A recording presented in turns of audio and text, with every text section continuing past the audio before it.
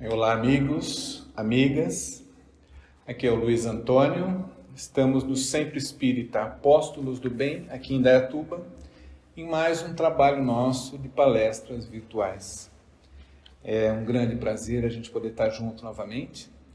Então, já que estamos unidos em nome do Cristo, eu convido a todos que quiserem, nesse momento, elevar o nosso pensamento a Deus, nosso querido Pai Criador, a Jesus, nosso grande Mestre e amigo, e a todos os nossos anjos de guarda, espíritos guardiões, que sempre nos acompanham, nos orientam e nos intuem. Que mais essa noite a mensagem do Cristo cale profundo em nossos corações, amparando-nos e auxiliando no nosso processo de evolução em todos os dias de nossa existência. Que assim seja. Graças a Deus. Bem, nós vamos conversar um pouco hoje, já que falamos do Cristo. Eu separei uma passagem da própria oração que nos foi deixada como modelo. E ela fala: e não nos deixeis cair em tentação, mas livrai-nos do mal. Eu separei alguns tópicos que a gente vai estar conversando sobre eles. O tema da tentação é um tema muito profundo, e nada melhor do que um pecador constante como somos nessa existência, constantemente erramos, constantemente cedemos a tentações da vida em vários aspectos. Então nós vamos conversar um pouquinho sobre isso, tentar entender o que é a tentação que a própria oração do Pai Nosso nos fala e que amplitude ela toma na nossa vida. Porque às vezes pensamos na tentação e nos vem um ou outro pensamento que mais estamos habituados. Então a gente vai dar uma olhadinha rapidinha aqui, o nosso tempo não é tão extenso, mas vai dar para a gente começar a refletir um pouquinho sobre isso. Então ele começa falando da reflexão necessária que nós temos sobre a ideia da tentação, que é dito que é muito difícil de suportar quando começamos a refletir sobre a questão da tentação. E por que difícil? Ele fala para a gente aqui, porque ela deixa à vista, deixa à mostra a nossa fraqueza moral. E aquilo que nós devemos resistir, que sabemos que temos que evitar. Então, basicamente, esse começo, ele já dá um pega na nossa questão individual. Que nós temos a dificuldade de refletir até sobre a questão da tentação, justamente porque nós nos reconhecemos como seres ainda frágeis moralmente. E o que é característica do ser frágil moralmente? É a falha. É a queda justamente naquilo que nós mais sabemos que devemos evitar. Então, esse trabalho de reflexão ele tem que ser um trabalho constante, porque mexe com o cerne, que mexe com a profundidade que nós temos da nossa fraqueza. E quando falamos em fraqueza moral, ela envolve inúmeras situações, seja ela bens materiais, seja ela moralmente, propriamente dito, a sensualidade, o poder e tantas coisas que envolvem o nosso ser, que nos tenta, que nos prova. Então ele fala aqui aproximadamente de alguns tipos, os principais das tentações, a questão do dinheiro. Quantos e quantos de nós, em função de um ganho financeiro, de um ganho monetário maior, incorremos em erro? Nós não vamos nem aqui citar o exagero extremo disso, que é a questão de usurpar o dinheiro alheio de forma agressiva, o latrocínio, o roubo, mas pensar no desvio de pequenas quantidades. Há muitas vezes um pensamento que carregou-se durante anos, de que dependendo do valor daquilo que você subtrai do seu próximo, ele tem um peso menor. Agora, eu faço um questionamento a todos nós. Se eu tirar de alguém R$1 que seja, ou tirar de uma instituição bilhões, o valor financeiro ele é muito diferente. Mas o ato em si, de usurpar o que não é meu, o que não é da minha propriedade, ou em 1 bilhão, o ato é o mesmo. A falha, a tentação naquele momento por ser dinheiro, ela tem o mesmo valor. A queda, ela vai ser a mesma. Porque eu posso tirar R$1, mas se eu tirar R$1 de uma pessoa que quase não tem, e aquele R$1 era para que ela comprasse o pão para que ela se alimentasse no dia, ela talvez tenha muito mais gravidade do que se eu assaltasse um banco, por exemplo, que tem lá seus seguros e coisas e tal, mas que mesmo com tudo isso, se eu usurpar um bem que não é meu, estarei cometendo erro da mesma forma. Então, um dos primeiros itens que ele mostra para a gente aqui, que é justamente o que nos leva a essa questão da tentação, é a questão do dinheiro. É a questão de querermos ter mais posse financeira para nos julgarmos melhores do que outros. A gente fala aqui do dinheiro, mas é toda a posse material. Quantas vezes eu não quero ter um carro melhor, não porque ele me traga mais conforto, mais comodidade, mais segurança, mas muitas vezes eu quero ter um poderio econômico maior para que eu exiba um bem e me torne diante da posse daquele bem melhor do que aquele que está do meu lado. Quantas vezes nós não nos desgastamos interiormente por olharmos que um vizinho nosso, ele comprou um carro melhor que o nosso, um carro mais novo, tem uma casa maior, uma casa mais luxuosa, e nós olhamos aquilo com um sentimento de inveja. Há aqueles que brincam, não, mas é uma inveja branca, porque eu fico assim porque eu gostaria de ter, mas eu fiquei contente por ele ter. Não existe a questão de inveja branca, inveja de outra cor que seja. A inveja, ela é a inveja. E nós devemos encarar o problema como a tentação que devemos suprir. Se eu quero algo melhor, eu tenho que trabalhar, eu tenho que conquistar aquilo através do meu esforço. Em seguida, ele fala do prazer sensual. O prazer sensual hoje, ele pega muito nessa questão, porque nós temos hoje uma liberdade de visualização, uma liberdade de contato, muito mais ampla do que tínhamos há 30, 40, 50 anos. Hoje parece que tudo está próximo de nós. E quando ele fala aqui do prazer sensual, ele mostra para nós muitas vezes momentos em que nós nos colocamos em realidades fictícias, achando que aquilo vai nos fazer bem, que aquilo é o que buscamos de repente num sonho que imaginou-se num determinado momento, e deixamos-nos nos cair diante de uma tentação que deveria obrigatoriamente ter sido evitada. Porque quando falamos em prazer, em tentação sensual, nós não estamos envolvendo só nós. Nós estamos envolvendo outras pessoas que estão ao nosso redor. Pessoas que amamos, que nos amam, pessoas que também têm outros relacionamentos, famílias, amigos, e tudo isso envolve naquele momento uma situação que prejudica a todos que estão envolvidos com a gente. Poder. Olha que coisa, essa questão do poder ela é delicada. Vimos no modelo clássico de poder, que são os governos que nós temos, em inúmeras vezes, em inúmeras situações, em inúmeros países.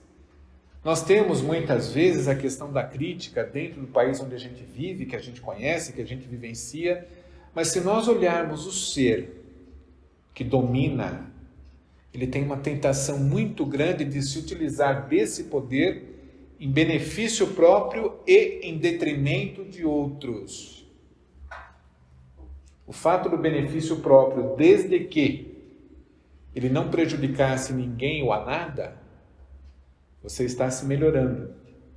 Entretanto, raramente acontece isso, porque se eu utilizo o poder de forma errada, em meu benefício, normalmente aquilo que eu me beneficio está saindo de alguém que precisa também e não tem. Porque eu estou usurpando esse direito através do poder daqueles que menos têm. Disse popularmente, você quer conhecer uma pessoa, dê poder a ela. E vamos baixar um pouquinho o nível. A gente falou talvez da instância máxima de poder que são os governos. Mas vamos olhar o poder, por exemplo, no nosso âmbito de trabalho. Uma pessoa que muitas vezes, enquanto ela tinha uma função onde ela estava nivelada com amigos em volta, colegas de trabalho e tinha um comportamento, de repente ela recebe uma promoção e tem um cargo de supervisão, chefia, gerência, seja lá o que for. Foi dado a ela um determinado, um relativo nível de poder sobre os outros. Se não houver o equilíbrio, a moral, a ética, ao assumir aquela posição de poder para ser justo e honesto com aqueles que estão hierarquicamente abaixo de nós causaremos transtornos à vida de muita gente. Acabaremos utilizando esse poder para beneficiar aqueles que estão mais próximos de nós, amigos, conhecidos, ou vamos barganhar esse poder. Olha, eu te dou determinada coisa, mas espero de você, em troca, isso. E não é profissional, é benefício pessoal. O poder nas instituições, casas espíritas, igrejas, templos, muitas vezes em locais onde nós temos a necessidade plena de aprender o respeito, o exemplo do Cristo, ou de outros segmentos religiosos que têm os seus exemplos também de direcionamento de vida, de exemplos de vida.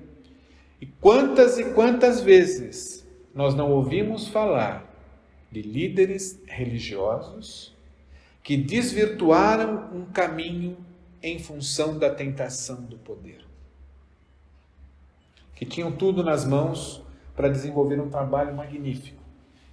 Entretanto, deixou-se que a tentação daquele momento, a falsa ideia de que o poder te leva sobre as pessoas, e nós sabemos que não é isso, acabou acarretando problemas, desconfortos, sofrimentos a terceiros.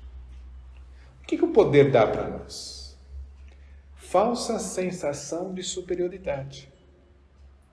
Porque se temos isso, por exemplo, na casa espírita e usurpamos desse nosso direito, desse nosso pretenso direito do poder para fazer coisas erradas, ao sairmos daqui, a situação de poder ficou.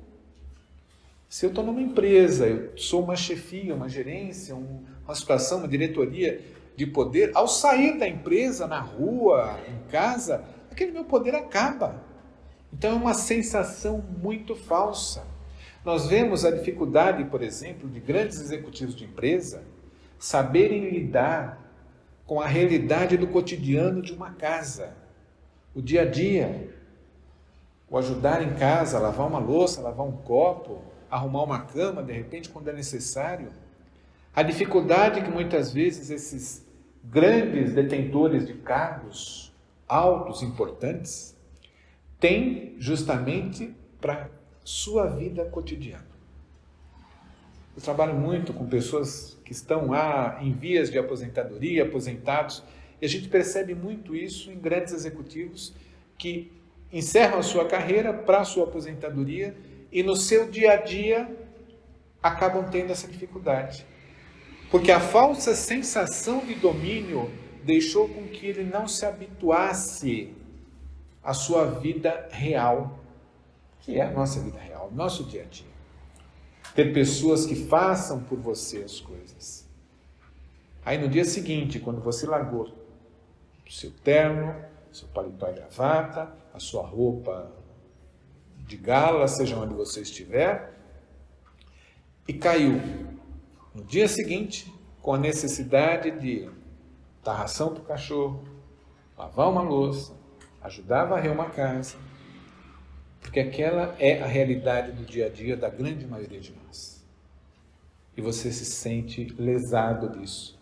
Porque a tentação da falsidade temporária de poder, ela tomou a gente, que a gente tem essa dificuldade de dar continuidade na vida. E muitos problemas são acarretados por isso. Então nos é citada a necessidade de conhecer os nossos limites, os limites das nossas próprias forças. Autoconhecimento. conhece-te a ti mesmo. Uma frase tão dita no nosso meio e tão necessária para que a gente consiga vencer as tentações da vida. O conhecimento interior, a dificuldade que o homem, o ser humano, quando se fala homem no geral, homem, mulher, a dificuldade que nós temos em nos conhecer e a grande possibilidade, a grande chance de nos enganarmos diante das situações. Em determinados momentos de dificuldade, onde cedemos, onde estamos próximos de coisas que nos tentem, nós podemos ser fortes diante da situação e encaminhar as nossas ações para algo que nos ajude a sair daquele momento de crise. Ou quando somos fracos e sabemos que iremos ceder às tentações, muitas vezes nós nos enganamos.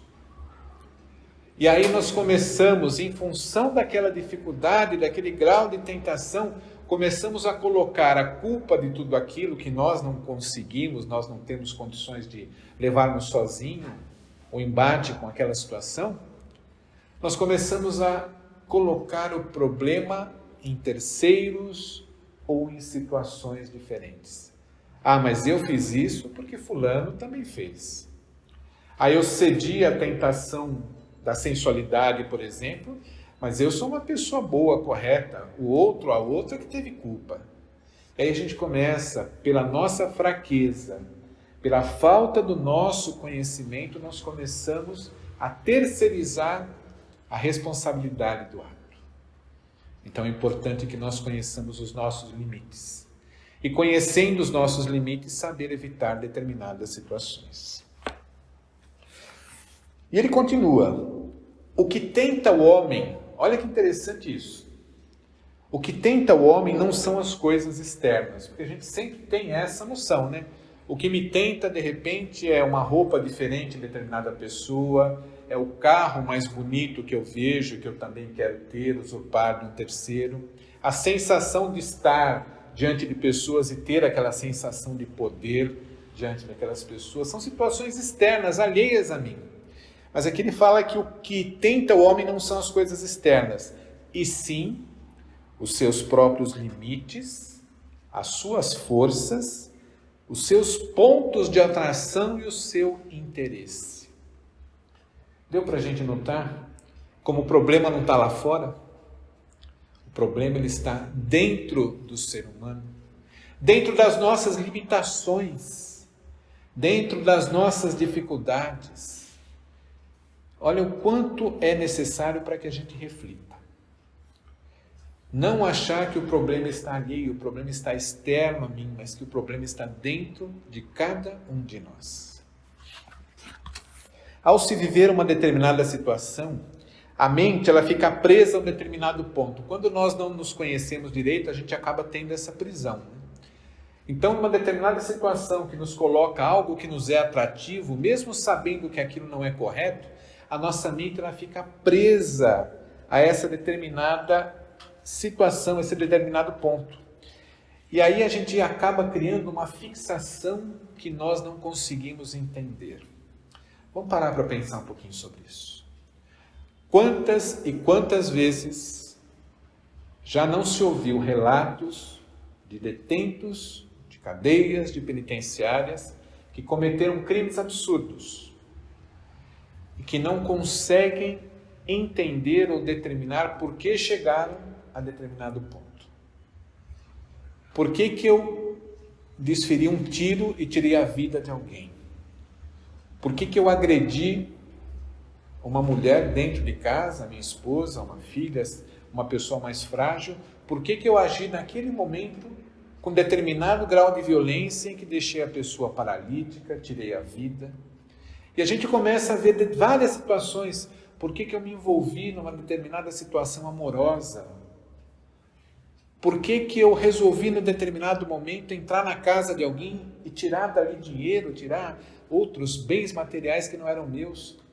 E a gente vai vendo várias situações em que a ideia fixa tomou conta de cada um de nós, ao ponto de, muitas vezes, o ser humano desconhecer os motivos reais do seu ato. Difícil, muito difícil. Mas a necessidade do autoconhecimento ela é primordial para que a gente saiba lidar com isso. Muito delicado. E aí nós vemos a necessidade da busca da ajuda exterior. Aqui ele fala para a gente o que causa normalmente essas situações. Ele fala em devaneios, uma imaginação exacerbada, situações onde nós imaginamos que estaremos bem com tudo aquilo, mas na realidade é tudo fictício. O conflito, na realidade, ele resume que o conflito é entre o desejo e o que é certo. Nem tudo aquilo que nós queremos, que nós desejamos é o correto. E muitas vezes incorremos em erros em que não conseguimos nos livrar dessa diferença. E aí nós acabamos tendo a nossa resistência moral vencida, e aí acabamos caindo naquela danada, naquela prisão mental. Mas, diante de tanta notícia ruim, a frase encerra da seguinte maneira: mas sempre há um caminho de volta. Isso nos deixa mais tranquilos. Entretanto, ele mostra para nós esse caminho de volta. Por vezes, longo, árduo, doloroso, que poderia ser evitado. Se nós olharmos para dentro de cada um de nós, em erros, em problemas que cometemos, tentações que caímos, se nós realmente nos aprofundarmos com a verdade absoluta diante da nossa consciência, nós saberemos que aquilo poderia ter sido evitado. E que a nossa fraqueza, como dissemos lá no começo, analisando a questão da tentação, ela acabou vencendo a nossa vontade de fazer o correto. Mas a força de vencer a tentação está no íntimo do ser. Olha que beleza, a força de vencer a tentação está no íntimo do ser. O que é essa força no íntimo do ser? É a presença do Criador, do nosso Pai Altíssimo, a presença divina dentro de cada um de nós. Nós temos essa semente dentro da gente, que é justamente o fortalecimento, a presença real de Deus dentro de cada ser da sua criação. E é isso que nos fortalece diante das tentações. Continuando, ele fala da análise dessa natureza dual que nós temos habitualmente. A questão do bem e o mal, a questão do bom e do ruim, do positivo e do negativo. E coloca a gente normalmente numa situação onde a gente está numa bifurcação. Em vários momentos onde nós somos forçados a uma decisão mais urgente, digamos assim, nós vamos ter aquela opção: ou eu vou para a esquerda ou eu vou para a direita. E a reflexão do seguinte: se eu sei que eu sou frágil diante de uma situação, eu vou evitar momentos, locais, situações que vão me colocar mais fragilizado diante daquela situação. Então, num determinado momento de decisão, eu tendo essa força interior, essa condição de discernimento. Não importa que eu vá ou para a direita ou para a esquerda, contanto que o caminho me leve longe daquele momento de tentação que eu passo. Estamos falando aqui, sempre bom recordar, não é a tentação piegas, é justamente aquilo que nos traz diante de uma situação que sabemos estar errado, mas que ainda somos fragilizados. Então, que a gente consiga, na grande medida do possível, afastarmos-nos de tudo isso. E uma outra frase popular que ele usa aqui, que eu achei bem interessante, ele fala: nenhum incêndio começa grande. Onde estão as condições inseguras que poderão redundar no início do incêndio? Olha a reflexão que a gente tem que fazer. Quando a gente vê muitas vezes um incêndio, um incêndio enorme, ele começa num pedacinho, um queimado ali num determinado canto. Que se nós cuidamos no começo, se eu consigo detectar num primeiro momento, eu apago aquele fogo rapidinho e evito um desastre maior. No entanto, se eu não dou atenção para aquele pequeno foco e não vejo ali importância, ele começa a se alastrar, começa a aumentar, e aí a nossa situação diante daquela dificuldade, ela acaba tornando aquilo insuportável. E a gente vê isso também, essa questão da tentação, já nas próprias crianças. A criança já tem uma tentação natural de querer subir onde não deve, colocar o dedo onde não pode, vai tomar choque. Mas independente dessa tentação da criança, que é a vontade de conhecer, o ímpeto de conhecimento, ela traz consigo também as tentações já de vidas anteriores, onde ali desperta em nós muitas vezes reveses que tivemos lá de trás e que, se não bem educada, se não bem orientada, nós acabamos desempenhando na criança um papel de um ser egoísta, de um ser individualista. Então, tamanha responsabilidade que nós temos de trabalhar também essa questão da tentação na criança.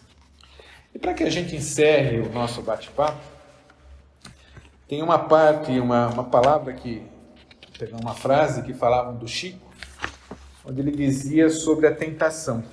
Ele falava que tentação é um ser perseguido por um cachorrão com vontade de ser alcançado. É aquele cachorro enorme atrás da gente, que no fundo a gente quer que ele alcance. Então o Chico falou num determinado instante que a tentação para nós é isso. O que a gente deve fazer com isso? A gente deve espantar o cachorro? Não. Nós devemos encará-lo, devemos conhecer esse cachorrão que nos persegue, que na realidade é aquilo que está dentro de nós, é o conhecimento que a gente falou lá atrás. E saber medir essa vontade de ser alcançado. Saber trabalhar aquilo que nos coloca em situações difíceis e saber trabalhar com isso. Tem uma passagem de Emmanuel que ele diz para nós: ser tentado é ouvir a malícia própria, é abrigar os inferiores alvitres, ou seja, alvitres são aquelas propostas, conselhos. Então, abrigar os inferiores alvitres de si mesmos, porquanto, ainda que o mal venha do exterior, ele somente se concretiza e persevera se com ele afinamos na intimidade do nosso coração. Acho que Emmanuel deixou claro para nós. A tentação vem, a dificuldade aparece, entretanto, se eu caio, se eu incorro naquele momento difícil, é porque ainda o meu coração está afinado com aquela sensação, com aquela definição de erro e de tentação. Então, o que a gente precisa fazer? É buscar força sempre. A própria oração para nós, ela é um refúgio maravilhoso contra aqueles períodos de dificuldade. O tema da nossa exposição de hoje foi justamente parte do Pai Nosso. Não nos deixeis cair em tentação, mas livrai-nos do mal. Devemos educar aquele ímpeto interior, utilizar o reconhecimento de que nós somos fracos diante das tentações, que ainda temos muito forte em nós aquela questão do homem velho, que ainda traz coisas ruins lá de trás. Então precisamos saber conhecer tudo isso. E para que a gente termine, nós vamos terminar com um pequeno poema de Augusto dos Anjos. Ele está no primeiro livro psicografado do Chico, Parnaso do Além-Túmulo. E Augusto dos Anjos, no poema Nos Véus da Carne, ele fala para nós: homem, levanta o véu de teu futuro, troca o prazer sensualista e obscuro pelo conhecimento da verdade. Foge do escuro ergástulo do mundo e abandona o desejo moribundo pelo poder da tua divindade. Tua vontade esclarecida e forte triunfará das angústias e da morte, além dos planos tristes da matéria, mas a tua vontade enfraquecida é a meretriz no báratro da vida, amarrada no catre da miséria. A gente vê aqui a magnífica poesia, o magnífico poema de Augusto dos Anjos, poeta muito conhecido enquanto encarnado, que depois do seu desencarne veio a brilhantar o primeiro livro do Chico com versos maravilhosos. Obrigado a todos por podermos estar juntos em mais essa noite. E mais uma vez eu convido a cada um daqueles que estão conosco de manter o nosso pensamento elevado ao Pai. Agradecer por esse instante, por esse momento, onde podemos, através da mensagem do Cristo, trabalhar o nosso interior, buscar o conhecimento interior, o conhecimento individual que temos, para que consigamos vencer as tentações que a vida nos coloca à frente. Ampara-nos, Pai, diante de todos os problemas e dificuldades. E nesse momento que juntos estamos em oração, vamos pedir por todos aqueles que sofrem, por todos aqueles que passam por momentos difíceis. Sejam esses nossos irmãos encarnados ou desencarnados. Que o Pai ampare, proteja e abençoe a cada um de nós. Que assim seja. Graças a Deus. Fiquem na paz. Obrigado.